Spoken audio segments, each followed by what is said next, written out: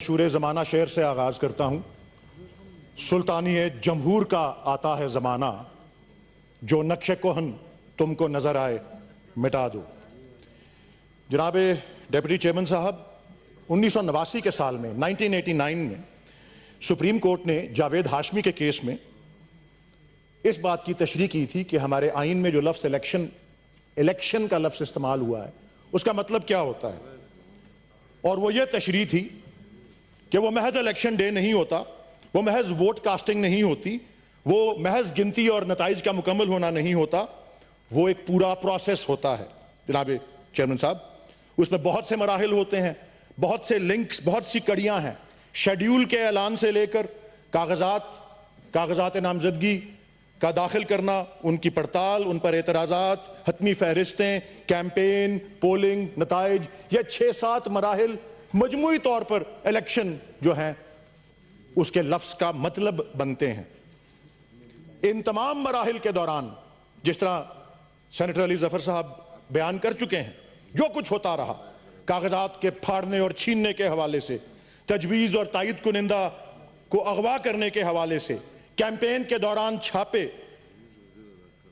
एक सबसे मकबूल जमात का इंतखाबी निशान उससे छीन लेना, 8 फरवरी, 9 फरवरी, 10 फरवरी और आज तक का अमल मुझे अफसोस से कहना पड़ता है, और काबिल मुज़म्मत यह बात है कि उसी तसलसल का इजरा रहा है।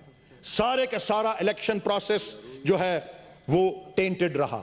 सिक्योरिटी के लबादे में cellular mobile service, internet service, mobile internet service बंद करना, दुनिया भर में उसकी मजम्मत हुई है। हम कहते हैं हमें इन्वेस्टमेंट चाहिए, हमें बिजनेस चाहिए, हमें मईशत की तरक्की चाहिए, हमने प्रमोट करना है अपने मुल्क को। यह पैगाम भेजते हैं हम कि अपनी मर्जी पे जब दिल चाहे इंटरनेट बंद कर दिया, जब दिल चाहे ट्विटर बंद कर दिया, जब दिल चाहे सोशल मीडिया के प्लेटफॉर्म बंद कर दिए। 5,96,000 सिक्योरिटी अहलकार जनाब चेयरमैन साहब ये मुख्तस किए गए थे इलेक्शन की सिक्योरिटी के लिए। चलें, 8 बजे से 5 बजे तो इलेक्शन का अमल था, लोग घर चले गए, हजूम घर चले गए, तो 6 बजे के बाद भी क्यों यह बंद रहा? ये बताना पड़ेगा निगरान हुकूमत को और इलेक्शन कमीशन के इसमें बदनीयती नहीं थी। साबित करना पड़ेगा इसमें बेईमानी नहीं थी, इसमें बदनीयती नहीं थी। जनाब चेयरमैन साहब,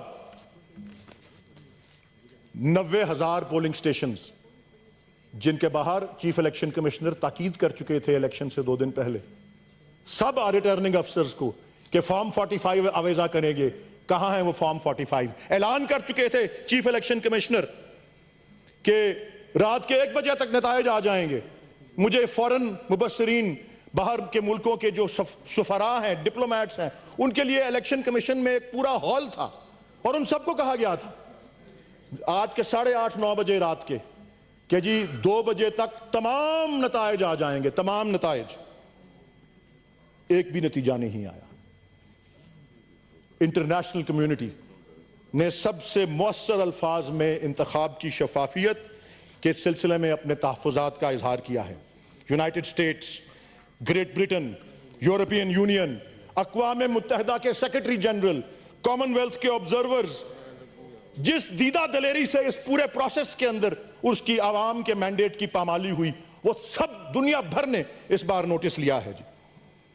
और 2024 के इंतखाबात में धांधली के खिलाफ जिस जोशो खरोश के साथ आलमी प्रेस ने आवाज उठाई है, वो एक नया रिकॉर्ड है।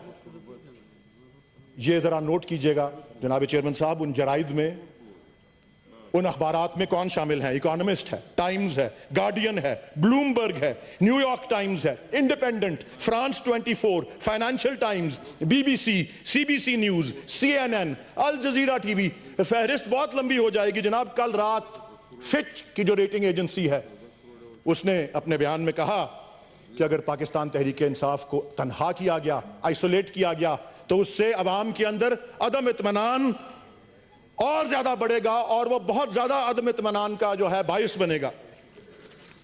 जनाब डिप्टी चेयरमैन साहब, इलेक्शंस एक्ट 2017 का सेक्शन 13 सब सेक्शन 3 ये कहता है कि प्रोविजनल रिजल्ट रात के 2 बजे तक हर रिटर्निंग अफसर ने जारी करना है।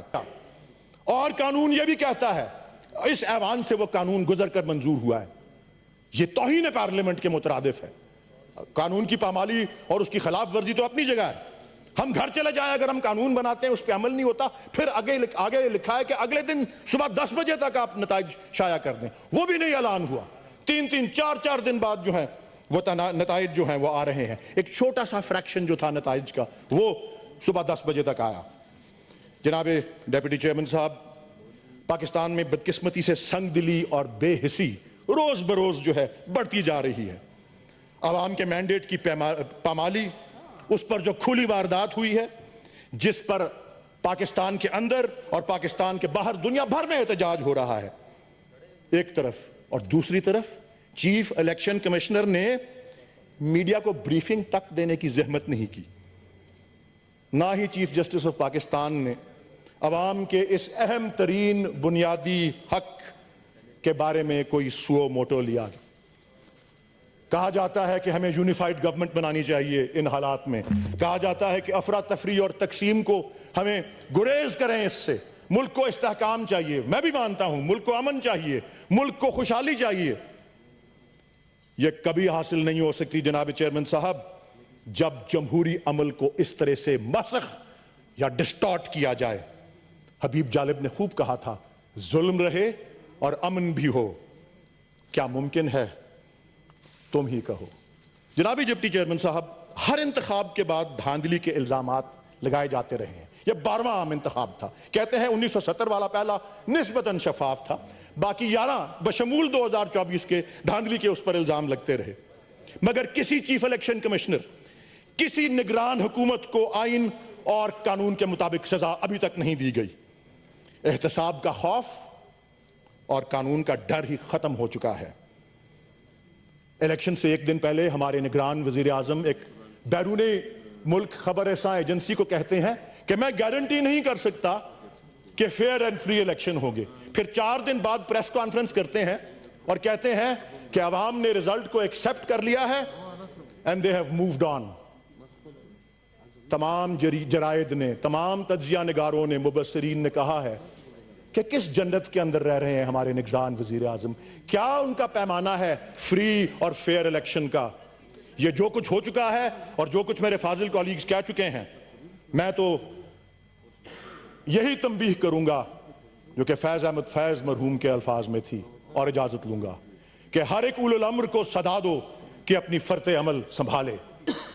उठेगा जब जमे सरफरोशां, पड़ेंगे दारो रसन के लाले, कोई ना होगा कि जो बचा ले, जजा सजा सब यहीं पे होगी, यहीं अजाब सवाब होगा, यहीं से उठेगा शोरे महशर, यहीं पे रोजे हिसाब होगा। पाकिस्तान पाइंदा।